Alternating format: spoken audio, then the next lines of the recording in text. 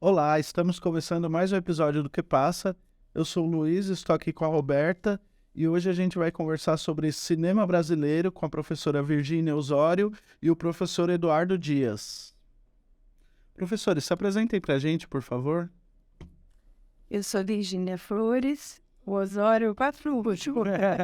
Mas, enfim, sou professora do curso de cinema desde 2014, fui montadora e editora de som no mercado de trabalho há muito tempo. E é isso, estamos aqui, professores do curso de cinema. Isso, eu sou Eduardo, também sou professor do curso desde 2013, eu trabalho na área de produção, né, no nosso curso, e também tenho ali minha passagem no mercado de produção, e é isso, né? Professores, para a gente começar, né? Quando se inicia o cinema brasileiro e quais foram os principais movimentos? Então, vou responder, Eduardo. Então, desde 1898, a gente tem a primeira filmagem que acontece a bordo de um navio chegando na Baía de Guanabara, os Irmãos Segreto. Afonso Segreto tinha ido à Europa buscar equipamentos. É uma família que trabalha com teatro, com jogos também. E ele faz a primeira tomada nessa viagem de volta, chegando no Rio de Janeiro.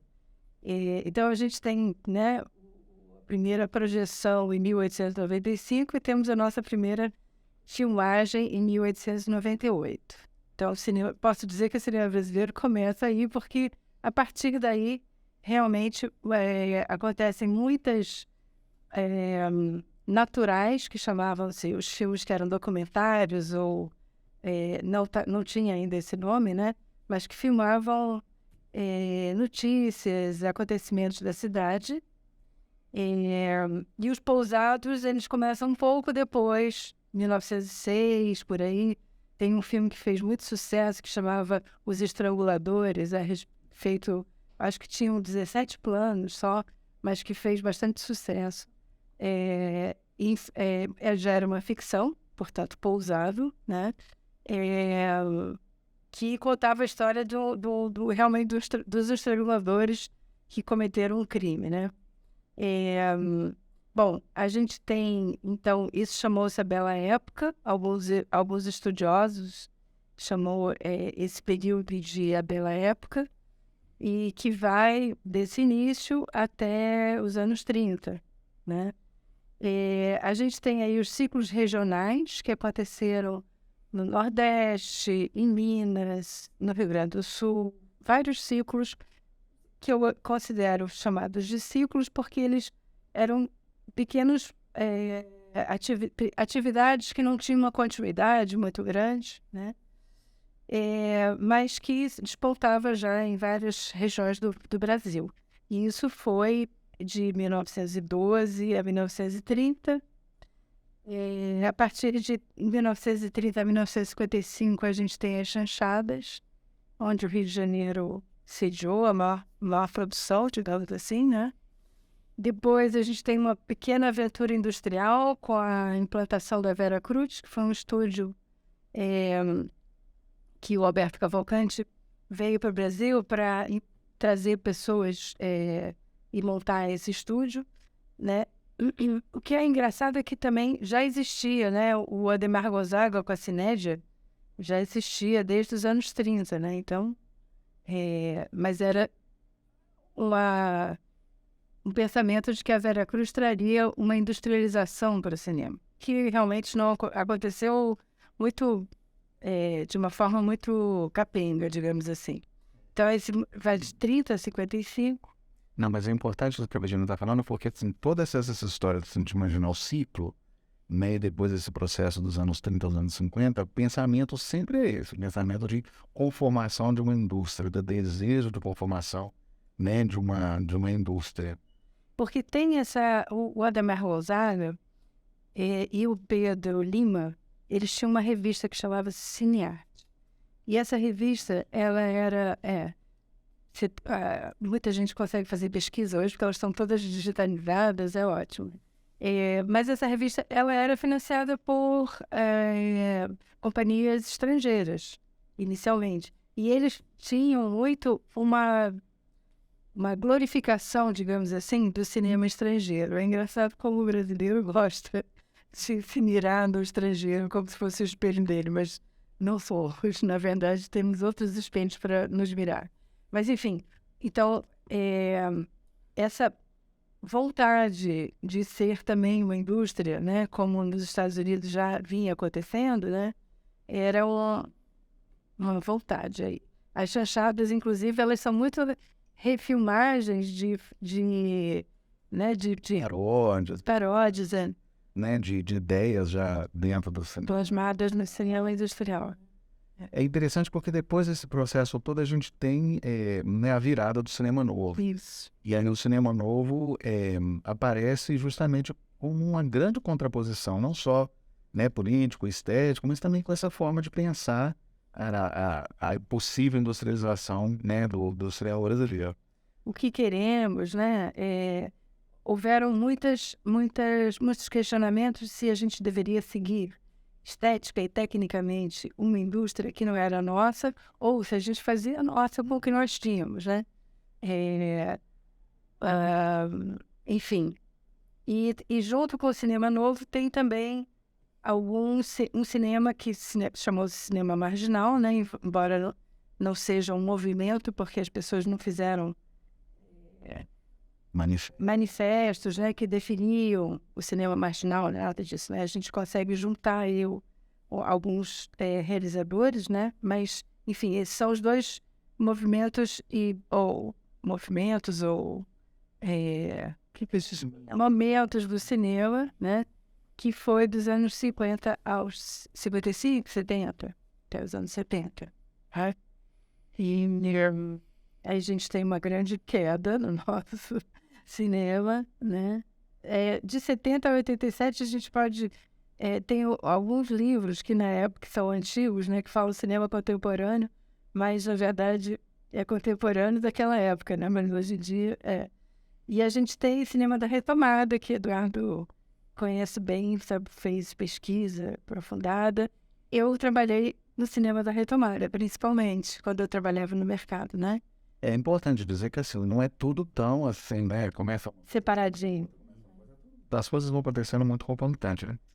Mas é muito importante que assim, essa relação do Estado com a realização cinematográfica, ela opera uma importância, ela tem uma importância muito grande nos Estados e das instituições, né? Para a questão do fomento da realização do cinema no Brasil.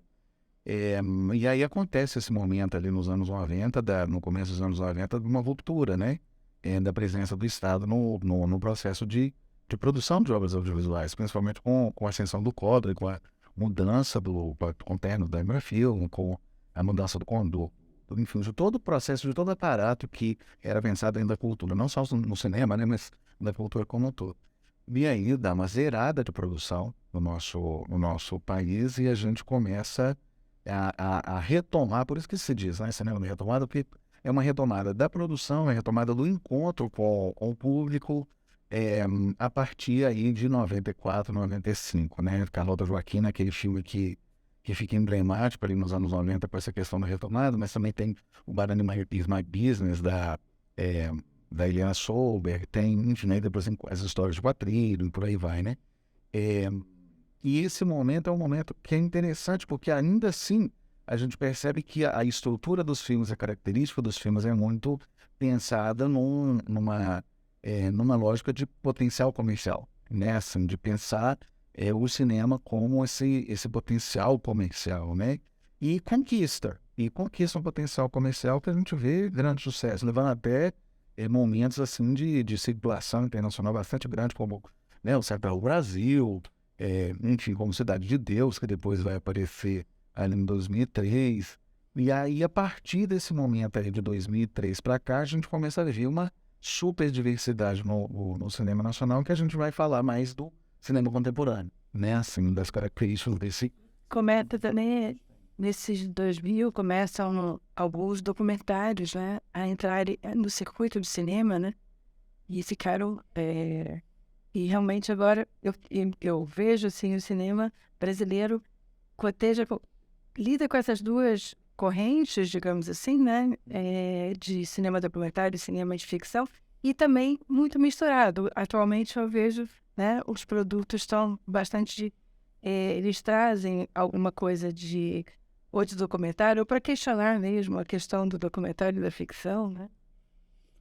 Eduardo, você acha que o avanço da tecnologia, né, ou as câmeras estão mais portáteis, as iluminações estão mais fáceis, tem a ver com essa retomada mais contemporânea, o aumento das produções agora, com a questão econômica e o avanço da tecnologia? Eu costumo brincar, se o cinema usa tecnologia, né? Quer dizer, além de outros, obviamente, de outros fatores, mas com certeza tem. Aquela célebre frase do Bob Rocha, né? Uma ideia na cabeça e uma câmera na mão, só se dá pela leveza dos equipamentos que foram aparecendo a partir ali dos anos 60. E, contemporaneamente, né, com a questão da digitalização do cinema, é muito evidente isso que sim, que existe uma maior possibilidade de diversidade, de profusão de obras pelas as mudanças tecnológicas, né?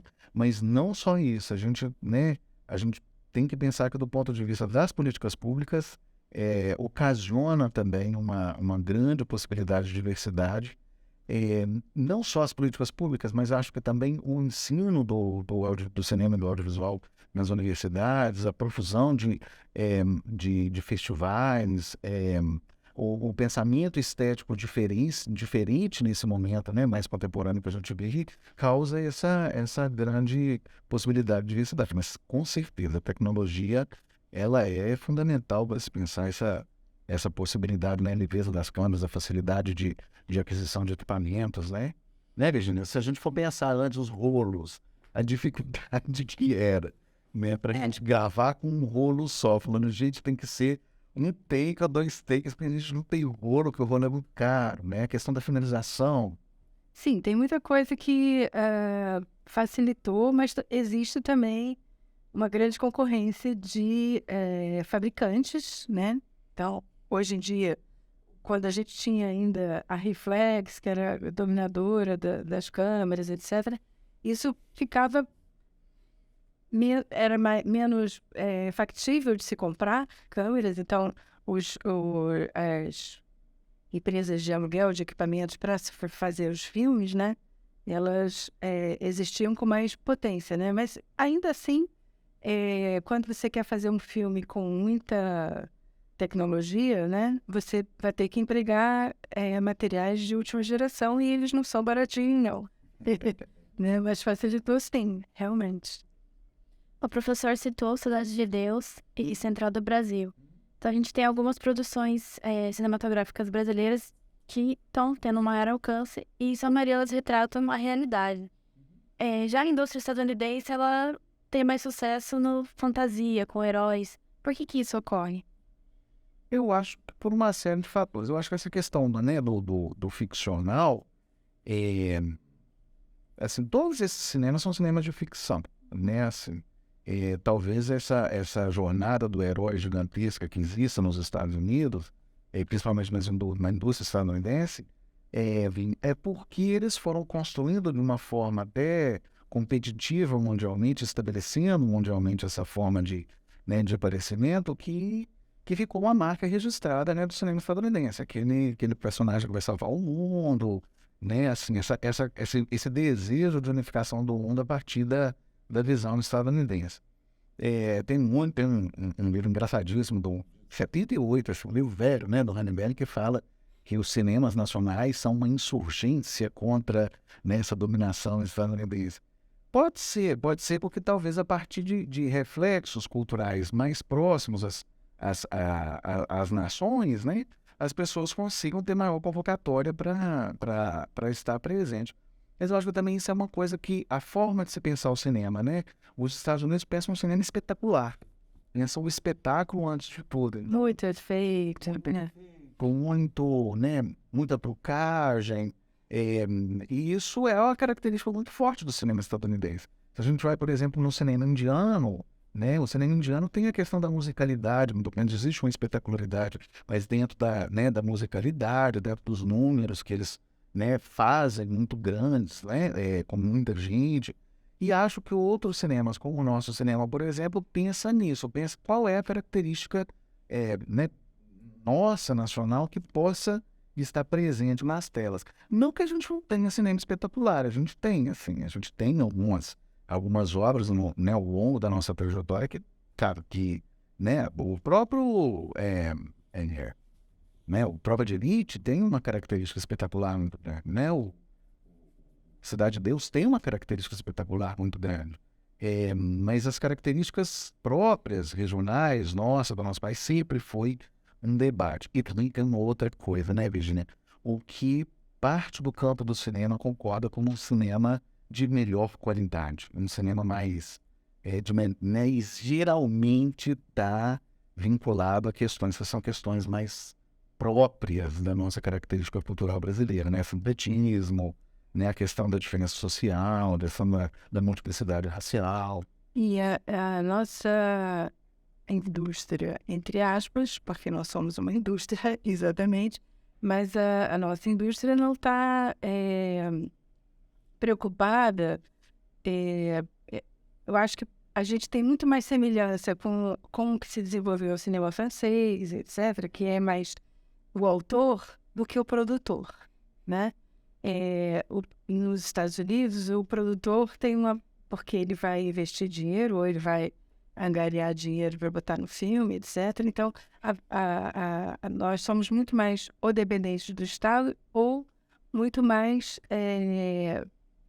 a ideia do autor, do diretor, né, que está muito ligada ao diretor, ela vai prevalecer em relação a essa questão de se ela vai...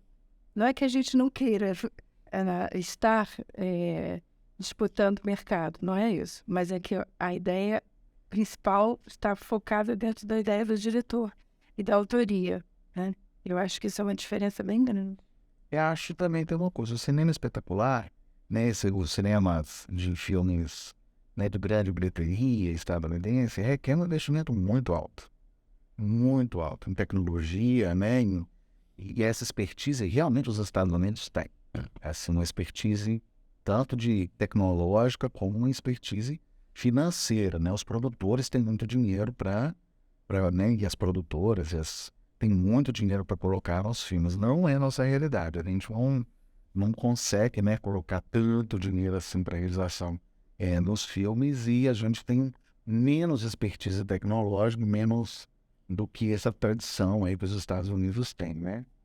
Eu acho que o importante é dominar as suas expertises, não ficar tentando imitar. Então, pegando essa fala de vocês, eu queria falar de... Assim, tem uma diversidade de temas no cinema brasileiro. E eu queria saber, porque popularmente a gente acha que o cinema brasileiro é um cinema de nicho. Só quem gosta de filme brasileiro é que vai assistir e tal. E aí, eu queria saber se esse... Qual é o termo? Deixa eu ver. Não é um conhecimento, se senso comum ainda se mantém ou já não é mais um cinema de nicho, o cinema brasileiro?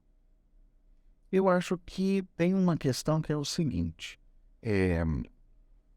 depende de onde a pessoa também vai ter o acesso ao cinema, né, contemporaneamente a gente falando, porque na televisão a gente tem uma série de filmes brasileiros passando na televisão aberta e com grande repercussão, né? Inclusive, essa semana a gente teve a medida provisória no Tela Quente, aquele programa dentro da TV Globo, que é muito tradicional de grandes produções, principalmente grandes produções estadunidenses, né? O filme do Lázaro Ramos. Mas a gente tem também, por exemplo, o Cine Hollywood, né? E a gente tem outros produtos dentro do audiovisual que às vezes sai do formato cinema, vão para o formato seriado dentro da televisão.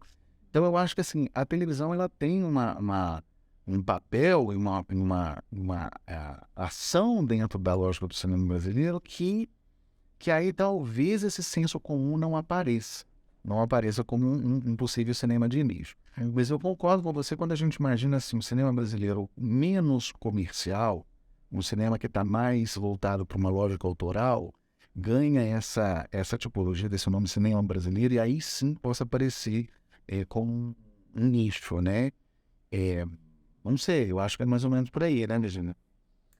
Eu sei te dizer. Eu sei que nós temos, assim, por exemplo, dentro do curso, tem alunos que me falaram que queriam fazer mobilidade porque queriam fazer a matéria de cinema brasileiro na Fluminense, na Federal Fluminense, que lá tinha essa matéria.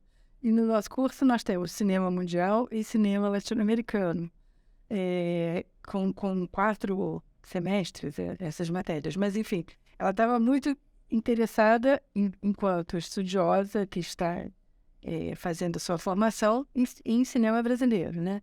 Mas não são... E alguns alunos têm largo conhecimento, assim, de cinema brasileiro, né? Assistiram muita coisa e tal. Mas, não sei, eu acho que não saberia te responder mais longe do que isso, assim. Eu acho que a gente precisa realmente encontrar uma forma, talvez agora com streaming, isso talvez vá de encontro às pessoas que querem realmente ver o cinema brasileiro, encontram filmes aí nessa plataforma nova, nessa nova forma de assistir, né? Porque realmente os cinemas, a gente perdeu aí muita cota de tela, digamos assim, né? E é difícil você lidar com isso, porque o exibidor e o distribuidor, eles querem retorno, né? Luiz, eu lembrei de uma coisa, pensei numa coisa aqui, que também é a questão do gênero. Né? Quando a gente vai falar de nicho de mercado, a gente está pensando muito na lógica de cinema de gênero. E que é uma característica que, né, o terror, a comédia, né, os produtos de ficção científica, que é muito estadunidense, né, muito consolidado a partir dos Estados Unidos, né? E aí eu entendo quando você fala do nicho, que a gente também pode pensar assim, né? Cinema brasileiro é um gênero. Né? O senso comum leva a gente a pensar isso, né? Por exemplo, o cinema francês, é um gênero, mas há uma diversidade, né? Eu queria voltar nessa fala da Virginia. A Virginia falou dos streamings, mas vocês não acham que os streamings, eles meio que homogeneizam as obras, assim? Eu tenho notado, e agora eu vou colocar a minha experiência pessoal aqui, porque assim, eu tenho notado, por exemplo, que tem produções francesas, argentinas, espanholas, brasileiras, indianas nos serviços de streaming. Mas parece que há uma homogeneização do formato, né? Precisamos fazer nessa linha esse formatinho aqui para que possamos ter um alcance mundial. Isso não acaba reduzindo as obras a um formato específico e homogeneizando tudo? Sim, com certeza. Acho que sim. As plataformas são bem assim como você está falando. A Netflix. Tudo muito parecido. Tudo muito parecido, né? Mas uma coisa... Depende muito da plataforma, né? O que ela configura como o que vai ser a sua forma de mostrar, né? Porque essas mais comerciais, realmente, elas são homogeneizantes. Então, muito homogeneizadas. E produto seriado, né? Porque, assim, tem uma... Quando a gente vai pensar, assim, cinema, geralmente a gente pensa, assim, filmes realizados onde a janela, né? No qual a janela principal é a exibição em salas de cinema. Isso vamos dizer assim, né? Essa teoria, esse grande sonho de muitos cineastas de fazer os filmes para circularem na sala de cinema. Agora, já existem produções voltadas especificamente para vinculação nos streamings, né? E aí sim, eu super concordo com você que essas produções que estão voltadas para o streaming têm uma padronização muito grande, né? Assim, e acho que talvez o algoritmo lê mais fácil, né? Assim, o perfil das pessoas, e fica tudo muito, muito, muito parecido. Né? Seja realizado no Brasil, seja realizado na Argentina, né? Com algumas características, né? Que a gente pode territorializar, mas é bem parecido. a fotografia ficou parecida, a estética narrativa ficou parecida, né? E é uma característica dos produtos seriados, assim, né? Os produtos seriados têm uma certa aparência, né? E também porque eles fazem isso a toque de caixa, né? Então, é uma coisa assim que não tem cuidado. E vocês acham que é possível afirmar que o cinema brasileiro é pouco visto? Nas salas de cinema, eu acho que sim. Nas salas de cinema, eu acho que o cinema brasileiro é pouco visto. Eu acho que na televisão, a gente tem poucas obras na televisão. Quer dizer, a gente tem um quantitativo de obras. Cinema e audiovisual, a televisão produz, a televisão aberta e a fechada produz muita coisa. Muita coisa, muita coisa. Né? Agora, se for passar em filmes que a gente está habituado a que fossem só de cinema, né? De estarem nas salas de cinema, sim. Sim, com certeza. Se a gente pega, né, as bilheterias, vamos pensar assim, na janela cinema, assim, né, nas salas de cinema, as bilheterias são, na sua grande maioria, filmes estadunidenses, né? Esses filmes como Avengers, como, enfim, filmes de super-heróis, esses filmes da Marvel são uma grande realidade de bilheteria nas salas de cinema no mundo todo, assim, né? Quase o mundo todo. Mas aqui no Brasil é muito, muito forte. E aí a gente tem, por exemplo, no caso da bilheteria, filmes de comédia brasileiro, né, que é uma tradição muito grande que a gente tem dentro da nossa cinematografia, a realização de comédia. A Virginia comentou das chanchadas, as chanchadas eram isso, assim, filmes, né, de paródia, filmes de comédia, filmes, né, bastante com um apelo bastante de grande público, que a gente foi, vamos dizer assim, criando uma tradição de comédia, né? E a gente percebe isso porque os filmes brasileiros de grande bilheteria são, na sua grande maioria, comédias, né?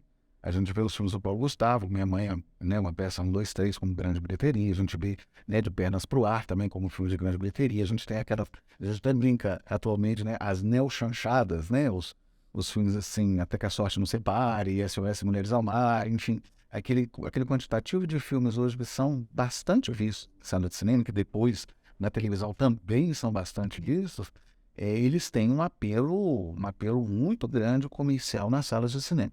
E também uma nova tendência que vem aparecendo aí ultimamente, que são filmes mais religiosos, vamos dizer assim, né? Que é toda uma polêmica dentro do cinema brasileiro contemporâneo. Nesse sentido, eu acho que, por exemplo, esse grupo de filmes, comédias, são bastante vistos nas salas de cinema. Agora, quando a gente vai pensar outra tipologia de filmes, que estão talvez mais pensando, né, numa construção mais estética, numa construção mais, né, de direção crítica, os documentários, por exemplo, a gente tem menos. E a animação também a gente está, né, é uma outra área que a gente está também crescendo bastante. Por exemplo, está crescendo bastante com essa possibilidade do público, né? Mas na janela cinema, definitivamente, o cinema estadunidense é o mais visto, é o mais... Mas aí também tem que pensar, né, sobre como que o mercado é gerido, né? Esse mercado de distribuição e de exibição, né? Então, tem muita coisa aí que justifica. Só para você ter uma ideia, em 1922 já existia a entrada do distribuidor americano no Brasil. Então, assim, comprava as salas e aqui só passa filme americano. Pronto, entendeu? Então, e aí é difícil você comparar as qualidades, porque as pessoas ficavam, então vamos ver esse que tem mais qualidade, né? Aí, e assim se constrói uma cultura, né? Por aí. E o que a gente poderia fazer para mudar esse cenário? Porque tem alguns filmes que têm muita dificuldade de ser exibidos no Brasil e que são exibidos fora primeiro. Por exemplo, Marighella, né? Eu acho que tem uma questão da distribuição. Assim, nós tivemos ao longo dos últimos 20 anos políticas muito voltadas, não que não existam políticas voltadas para a distribuição, mas a gente teve uma série de políticas para a produção de filmes, né, para até de apoio a festival, circulação de festival, mas eu acho que a gente ainda atacou muito pouco essa questão da distribuição. Duas coisas, eu acho que a questão da distribuição é a questão de formação de público. Sim. Porque, né, se a gente pensa na televisão, a televisão forma um público, sim, mas com uma linguagem já muito característica e também com certos filmes muito característicos, né? Mas eu acho que a gente tem outro processo de se pensar a formação do público, assim, desmistificando questões do cinema brasileiro, que a gente já escutou ao longo de muitos anos, né? A gente escutava, não, o cinema brasileiro tem qualidade ruim, né? O som é ruim. Desmistificando o conteúdo do cinema, aparece muita a erotização no cinema brasileiro, né? Assim, durante muito tempo se escutou muito isso. Mas eu acho que um processo de formação de público é muito interessante, assim, como que a gente, nas escolas, se relaciona com os filmes brasileiros, como que, né, assim, nas comunidades a gente se relaciona com os filmes brasileiros, como que, né, nas famílias a gente, às vezes, pode pensar essa relação do cinema brasileiro, porque é engraçado, né, assim, quando a gente, às vezes, escuta esse senso comum do cinema brasileiro ser um cinema, né, de ser com certas características, sempre dentro da nossa família a gente vai encontrar uma pessoa que vai falar do prazer que tinha de assistir certos filmes, né? Assim, as gerações mais anteriores vão falar, nossa, era delicioso assistir os filmes, né, do Mazzaropi, né? Assim, outras gerações, como talvez a nossa, a delícia de assistir os Trapalhões, né? Outras gerações que vão pensar, nossa, eu assistia todos os filmes da Xuxa. Enfim, a gente vai encontrar nas famílias pessoas que vão falar, né, sobre, com afeto, né, sobre o cinema nacional. E aí eu acho que também é uma maneira assim, de como as famílias lidam, como as comunidades lidam com, né, principalmente a comunidade das escolas, uma maneira para a gente poder pensar a formação de público. E definitivamente melhor distribuição. Porque se a gente vai num cinema, né, sei lá, um multiplex, que dá 6 salas, 5 são o mesmo filme, você acaba pensando, eu vou assistir esse filme porque não tem outro. Hoje a gente tem muitos festivais, isso melhorou muito, né? E os brasileiros, né? Festivais brasileiros. E tem, se a gente for ver, os festivais brasileiros são lotados, entendeu? Mas, realmente, a sala de cinema, ele não consegue chegar lá. E precisa mudar aí alguma coisa. Assim, vocês acham que houve um encolhimento desse número de salas que exibem filmes brasileiros? Porque eu me lembro que no início dos anos 2000, a gente tinha um monte de centro cultural Unibanco, centro cultural, sala de cinema Bombril. As grandes empresas investiam em salas de cinema com foco em distribuição de filmes nacionais. E isso foi se perdendo. Mas isso foi se perdendo por quê? Porque elas não alcançaram lucro, ou porque veio uma crise econômica, ou porque não tinha produções o suficiente para manter essas salas em funcionamento. O que levou a isso? Eu acho que a produção tem. Assim, Atualmente tem. não é uma questão de não ter nos filmes. Eu acho que a manutenção, talvez, de uma sala de cinema possa ser um pouco mais complicada quando você não trabalha com filmes que são filmes massivos, né? Assim, tipo, é muito mais fácil para uma sala de cinema colocar um filme que vai encher de bilheteria e que você sabe que vem 1, 2, 3, né? Tipo, sei lá, Velozes e Furiosos, 45. Se outra coisa. E você vai estar lotando a sua sala. Foi o mesmo formato estadunidense, né? Ficar repetindo. É mesmo O filme. mesmo filme sempre, porque as pessoas já conhecem. E vão ver e acham, né, que é incrível. Mas eu acho que tem uma questão que, assim, realmente, assim, a manutenção das salas é difícil. Geralmente essas salas são salas, esses complexos são complexos que estão em lugares caros, né, de aluguéis caros, na rua. As pessoas também, isso nos grandes centros, acho que a questão da violência também é uma questão que é muito forte. As pessoas, às vezes, preferem lugares que elas se sintam mais seguras do que propriamente uma sala de rua ou um complexo de rua que vão ter outros filmes. Mas acho que é um conjunto de fatores, sabe? Eu acho que também a facilidade com que a gente tem hoje de acesso a filmes nas plataformas de streaming, em outras, também retira um grande quantitativo de todos os cinemas, né? Acho que é um combo aí. Mas sim, há uma redução, né? E vira e mexe a gente vê salas como Belas Artes em São Paulo, assim, as pessoas fazendo campanha, né? Assim, salas que são tradicionais para se pensar, né? Cinema como um todo, né? Professores, quais foram as contribuições da medida provisória 2228 de 2001 e os impactos no fundo setorial e as cotas de exibição no país? A 2228 ela é importantíssima né, para uma forma que a gente sempre lutou no campo do audiovisual, do cinema e do audiovisual no Brasil.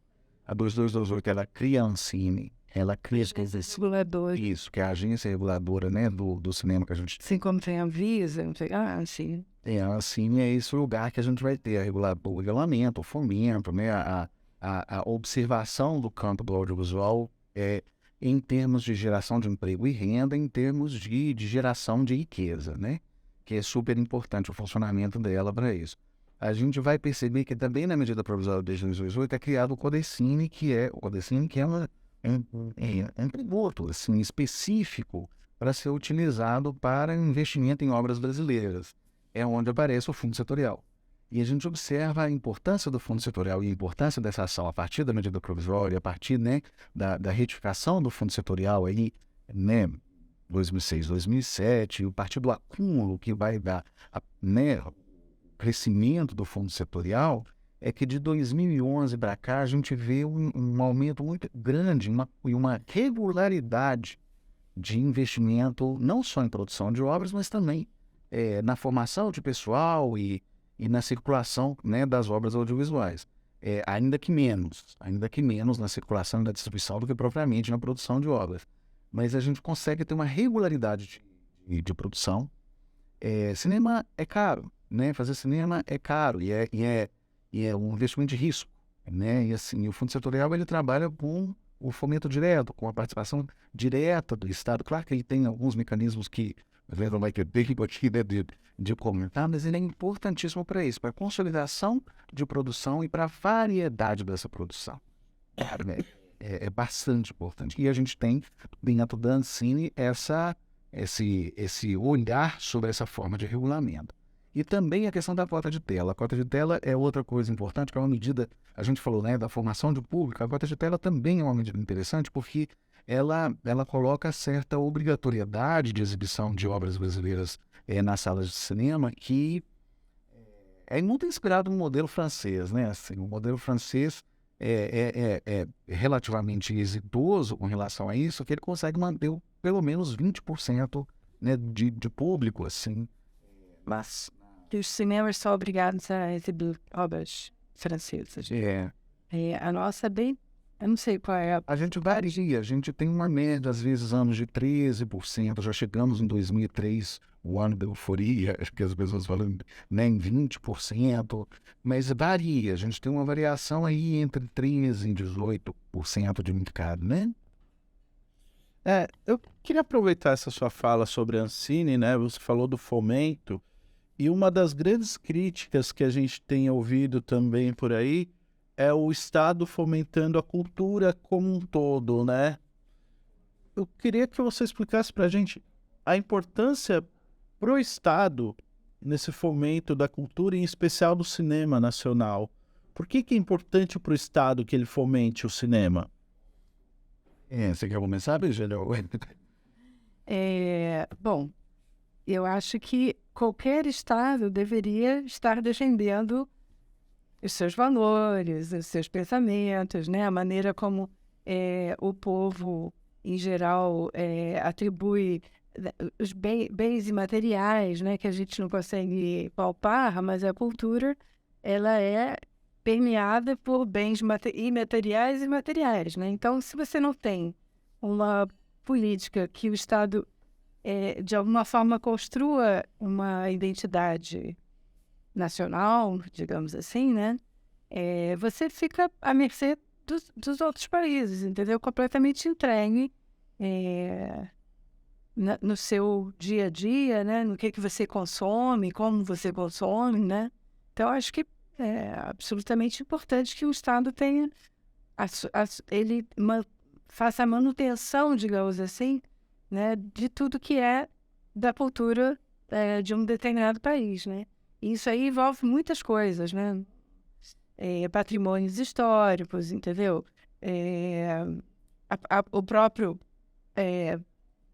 o audiovisual em geral, né? Como é que a gente constrói o audiovisual? Tudo isso a gente vai estar dentro de um nicho que seria o fortalecimento desse Estado, entendeu? Acho que é por aí, mais ou menos. Acho que tem um primeiro ponto que é esse, a valorização das nossas atividades culturais, né, e a manutenção das nossas atividades culturais, né? A gente tem que pensar que existe uma série de mecanismos do Unesco, até propriamente a nossa Constituição, que garante esse nosso, né, esse nosso acesso, essa nossa relação com a cultura nacional, né, com a cultura brasileira, assim. Pensando que a gente está produzindo cultura, né? Por um outro lado, a gente tem que pensar a questão de uma economia da cultura, que também é um pensamento que surge muito forte a partir dessa indústria de massa que vira as produções culturais em geral, né? Assim, Mas também é uma defesa da colonização, né? Que eu acho que surge com, né, o fato de do Brasil ter sido um país colonizado, os vários países da América do Sul também. Eu acho que isso também cria uma vontade de defender as suas ideias e princípios, né? Enfim. mas assim, por exemplo, por que é muito leviano pensar que países ultraliberais, né, como os Estados Unidos, não têm a presença do Estado na relação de cultura. Eles têm incentivos fiscais, eles têm guerra fiscal entre os estados para que se produzam filmes, por exemplo, em certos estados. A Geórgia, por exemplo, é um estado em que a gente vê com muita produção audiovisual, porque ele tem impostos muito mais baixos e beneficiam as produções para a realização por ali. É a maneira que o Estado encontra de participação, né, na produção audiovisual nos Estados Unidos.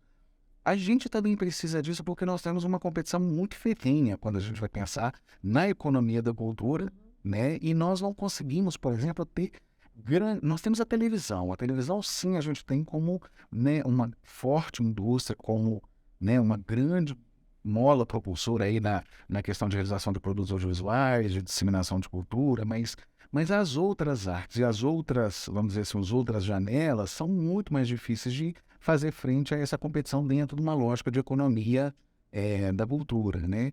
Eu acho que tem isso. Eu acho que a gente tem que pensar na valorização da nossa cultura, né? No ponto 1. E em ponto 2, a gente também tem que pensar como que esse processo pode ser refletido em geração de emprego em renda.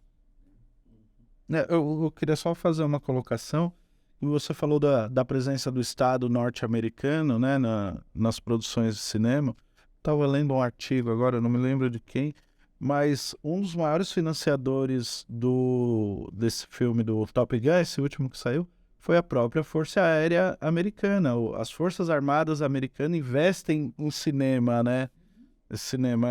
É interessante ver isso, enquanto aqui a gente vê o povo na rua falando mal da Lei Rouanet sem nem entender o que é, né? Não, esse negócio da Lei Rouanet é de chorar, porque é muito engraçado, porque é muito assim, eu entendo que possa ser passivo de reformulação, de observação de como que, né, que a lei está funcionando, mas é muito liberal, porque são as empresas que escolhem quem elas vão financiar, né? Sim, as empresas, e assim, é renúncia de tributo, né? Se o cara não investir no cinema, ele vai ter que pagar o imposto. Enfim. Mas é muito complicado, isso é muito complicado como é que é um discurso, essa coisa de construção desse embate, né, cultural, assim, de dizer, sei lá, a cultura nacional talvez não vale tanta pena. Dá vontade, às vezes, de falar assim, beleza, né? Todo mundo fala, não, faz o filme com seu dinheiro, né? Dá vontade de falar, então faça toda a sua vida com seu dinheiro para ver se vai dar certo, assim, sabe? Quando você tem uma indústria impressionantemente forte dizendo, você tem que ver isso, você tem que ver isso. Como é que você vai competir com um filme que custa 170 milhões de dólares, 200 milhões de dólares, 300 milhões de dólares? Você tem esse dinheiro para fazer um filme que vai competir com esse investimento? E esse dinheiro não está só na produção, esse dinheiro está na distribuição, né? Esse dinheiro está na publicidade, nos outros produtos que geram, né? Enfim, é muito difícil, muito difícil. Mas esse negócio da Lei Rouanet dá trabalho. Anteriormente a gente falou um pouco sobre as plataformas de streaming, né? Esse lado negativo da homogeneização. Tem pontos positivos nessa relação do cinema brasileiro com as plataformas de streaming? Eu acho que tem. Eu acho que tem, porque é isso. Quem gosta vai futucar as plataformas que tem, né? E eu acho que tem ali uma maior liberdade da escolha, né?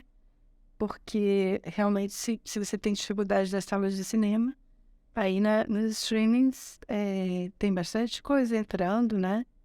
E eu acho que essa liberdade de escolha funciona bem. Super, eu concordo, já no número grau, porque, né, Regina, tem uma maior possibilidade de acesso. Sim. Né? Tem uma maior possibilidade de acesso. Isso é extremamente positivo. Quando a gente pensa numa organização, talvez a gente está pensando em produtos seriados, né? E aí, quando a gente pensa em filmes que são realizados e que vão ser distribuídos pelo streaming, aí a lógica já fica diferente. A gente tem as mesmas características, né, dos filmes, né, sendo realizados, mas usando a plataforma de streaming como lugar de exibição, né? É muito desafiador, porque dentro do próprio streaming a gente vê mudanças muito rápidas, né? A gente vê o modelo, né, esse modelo pago, né, com inscrição paga ao longo do tempo já sendo desafiado por modelos que são totalmente gratuitos, né? E que oferece uma vasta produção assim de obras audiovisuais por modelos que já parecem televisão, que parecem a televisão a cabo, gratuita, online, que também você pode escolher filmes. Então, é muito dinâmico, né? Muito dinâmico. Mas eu acho que um positivo desse dinamismo é isso, é a possibilidade de acesso. Mas assim, você falou do streaming e as janelas são diferentes, né? A gente tem notado, por exemplo, que grandes diretores de cinema, né? Quando eu digo cinema, é o formato cinema. Eles não têm alcançado tanto sucesso nas plataformas de streaming. Será que isso se deve ao formato mesmo, de se pensar um filme para tela grande e ser exibido na televisão? Por exemplo, esse último filme do Scorsese na Netflix não fez tanto sucesso. Alguns grandes nomes têm lançado pensado os filmes para o cinema, que acabam sendo lançados no streaming e acaba não tendo o público esperado, né? Você acha que isso tem a ver com a técnica? Tem a ver com o algoritmo. Então, aí que tá. Porque, por exemplo, o Duna foi um filme investido milhões, tudo, tal. E acabou que eles lançaram meio que simultaneamente, né? No cinema e no streaming. E acabou que ele não conseguiu se pagar no cinema e no streaming ele também foi pouco visto. É difícil, porque assim, tem uma questão que eu concordo com você, que muitos diretores, realizadoras pensam a tela grande. E tem essa construção técnica dentro de uma tela com uma dimensão, né, das salas de cinema. E é uma outra lógica de pensamento quando você vai pensar que você vai assistir num celular, ou então num tablet, ou então numa TV menor, né? Pode ter uma grande influência aí sim, né? Que a experiência é outra. A experiência sonora, por exemplo, né, que esses diretores colocam para uma sala de cinema é muito diferente da experiência sonora que o celular vai dar, né? Com certeza. O envolvimento, né, que o espectador consegue experienciar, né, numa sala de cinema é muito diferente, né, de você ver no computador ou no celular, nem se fala, né? Você está imerso, você tem uma companhia de pessoas que estão partilhando com você também aquilo. Isso é muito diferente, né? Talvez isso termine pelos custos, não sei, né? Mas é uma experiência muito diferenciada. Eu diria que é como a gente assistir uma ópera, né? No cinema eu me sinto assim dentro de realmente foi feito para isso, né? Para você realmente se imersar, se colocar de uma forma imersa ali e esquecer o mundo por um tempo, né? Eu queria voltar a falar sobre esse cinema indústria, né? E, assim, a gente tem o Oscar, né? e toda uma indústria de cinema, né, que é movimentada por essas produções norte-americanas, né, essas produções multimilionárias. E aí o cinema latino-americano, tem como a gente pensar estratégias de distribuição e divulgação para fazer frente a essa indústria estadunidense? Ou ainda precisamos de muito mais dinheiro para isso? O problema é só o dinheiro? Não, o problema não é dinheiro, só o dinheiro não. É, a gente tem uma indústria consolidada, pensar, né, a indústria estadunidense como uma indústria global consolidada, né? Não é a única. Quando a gente pensa, por exemplo, na indústria indiana, na indústria, né, da Nigéria, a própria Coreia, como vem aparecendo muito forte, né, dentro do panorama mundial, né, assim, a Coreia também se tornando uma tentativa de transformação de uma indústria mais mundializada. A gente tem que traçar estratégias, primeiro, que, no meu ponto de vista, né, de uma maior circulação dessas obras audiovisuais no nosso próprio continente. Né? A gente tem muito pouca circulação de obras audiovisuais no nosso próprio continente. Quando a gente pensa assim, qual é a tipologia? Muito engraçado, porque assim, os filmes argentinos, né, que são filmes que circulam um pouco mais aqui no Brasil, é uma tipologia de filmes argentinos que é muito mais amplo, assim.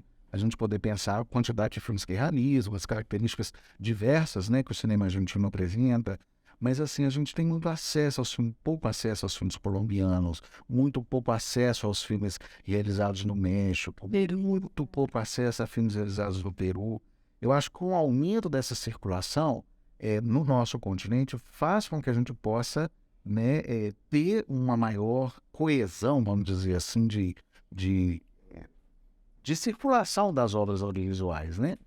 Pensar no seguinte, beleza, é muito poderoso o Oscar, as televisões, os vestidos bonitos, a indústria da moda, a indústria dos artistas e das artistas, né? Porque isso aí é todo um pacote que vem junto, né? A revista que vende, né? O estilo do vestido que é feito, a criação de novas estrelas, isso tudo é muito, muito forte.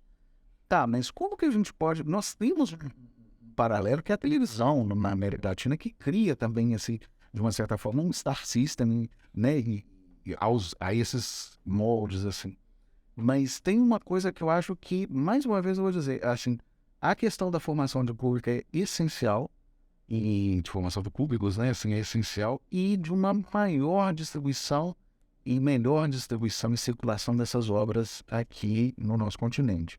O dinheiro é importante, mas também é importante que a gente veja e que a gente tenha acesso e que a gente olhe e fala, e se reconheça e fala, não, isso é legal, né? Eu quero ver mais obras assim, porque isso é bacana, isso, né, me move. Não sei, eu para mim, sinceramente, eu nunca vi um Oscar na minha vida. Porque eu sou uma pessoa que eu não gosto de modas, entende? Não se... Tá, sabe? Para que existe o Oscar? Para fazer divulgação dos filmes, obviamente, né? Eles querem encontrar uma distribuição mais favorável para aqueles filmes que ganham os prêmios, né? E então eles inventaram uma boa maneira de circular isso tudo, né? E a gente não tem na América Latina não tem nada semelhante, né? Não sei se isso seria o caso de ficar buscando e se igualar ao Oscar, entende? Mas, enfim, talvez seja uma boa maneira de fazer festivais internacionais latino-americanos, mas com um maior número, né, de ocorrências, enfim. E como que está a situação do cinema brasileiro atualmente? Né, veja, de vários pontos de vista a gente pode pensar essa pergunta, né? Do ponto de vista da produção, a gente passou por um momento bastante complicado. Espero que a gente esteja próximo ao fim desse momento bastante complicado, que é, né, uma atuação direta do governo federal na questão de produção de obras audiovisuais desde 2019 para cá. Cortes muito sérios, né? Inclusive com a Lei Aldir Blanc e a Paulo Gustavo, que tinha acabado de sair há pouco tempo, né? E que era garantido, né, que esses prêmios fossem distribuídos, né? E cortaram isso, né? Atualmente. Isso foi uma última coisa, né? Mas tem outras... um Ministério da Cultura que não existe, não faz um pacto com a cultura, a importância que a cultura tem para uma nação, né? Então, fica bem complicado, né? A gente até queria trazer, né, ultimamente, uma pessoa para falar um pouco da atual situação da Ancine, né, desses fomentos que a gente tem ainda, mas não conseguimos ainda trazer uma pessoa para fazer um debate sobre isso no curso, né? Interessante para os alunos, né? Apesar disso, né, Virginia, assim, a gente tem um aumento bastante profícuo de diversidade no urso brasileiro. A gente tem, assim, filmes sendo realizados no Pernambuco com características incríveis, né? Assim, a gente tem Brasília, né? Filmes realizadores e realizadoras em Brasília, em Minas Gerais, com até essa questão do Marte 1, né? Que é o filme que está sendo muito, né, comentado, essa coisa da participação aí, né? Eventual no Oscar. A gente tem uma diversidade muito interessante. Aqui no Paraná também a gente tem realizadores e realizadoras interessantíssimos trabalhando, né? Pensando no Ani Muriqui, Tila, enfim. Tem apesar desse momento da gente observar, né, a certas restrições dentro da política de fomento, a gente tem uma diversidade, uma quantidade de realizadores e realizadoras interessantíssima. Isso mudou muito, né? Isso foi uma mudança dos últimos 7 anos, talvez, né, para cá, que realmente aumentou. Eu acho que as escolas de cinema estão fazendo também muita diferença na formação e nessa vontade de fazer as obras, né? Isso é bem... Eu queria pegar essa fala da Virginia e voltar um pouco na nossa conversa, porque antes ela falou que o curso da UNILA a gente tem cinema internacional e cinema latino-americano, enquanto que na UFF tem a cadeira de cinema brasileiro, né? Eu queria entender, queria que vocês falassem mais sobre o diferencial do curso de cinema da UNILA, né? Por que o curso de cinema da UNILA é diferente dos outros cursos que a gente vê por aí? Bom, para começar, a gente tem a matéria de cinema brasileiro, só que ela é uma optativa, não é obrigatória, tá? Mas por quê? Porque nós temos poucos professores, né, no curso, e você não consegue dar o mínimo para um curso generalista, né, que é o nosso, não tem uma formação específica, né? Então, a opção de fazer um cinema latino-americano, né, história do cinema latino-americano, foi, e porque a gente tem esse diferencial, né, de receber 25 alunos brasileiros, 25 alunos hispanohablantes, a ideia seria essa, né? Também de a gente tratar não só o território brasileiro, mas o território latino-americano como um todo, como sendo uma unidade, digamos assim, né? E o que mais? Eu acho que é isso, né, Virginia? Quando você fala da unidade, eu acho que é o diferencial que a gente pode imaginar que a gente, né, trabalha muito é essa construção desse espaço latino-americano para se poder pensar, né, novas formas de distribuição, novas formas de realização, novas formas de acesso ao audiovisual e de produção de audiovisual, diferentes de uma forma tão nacionalizada. Ainda que a forma nacionalizada seja extremamente importante, a gente poder pensar um espaço único, né, latino-americano de construção do audiovisual. Eu acho que esse é o diferencial. Gostaria de agradecer a presença de vocês. Foi muito boa a nossa conversa. Obrigada a vocês pelo convite. Obrigado, gente. Obrigado por aceitarem vir falar um pouco com a gente. Esperamos encontrá-los novamente. Sim, esperamos também. Obrigada, porque é importante que a gente fale do curso de cinema, né, e o tudo que representa dentro da UNILA, mas também enquanto matéria da cultura, né, do nosso país. E para você que está nos assistindo, não se esqueça de deixar o seu like e se inscreva no canal para acompanhar os próximos episódios. Até mais!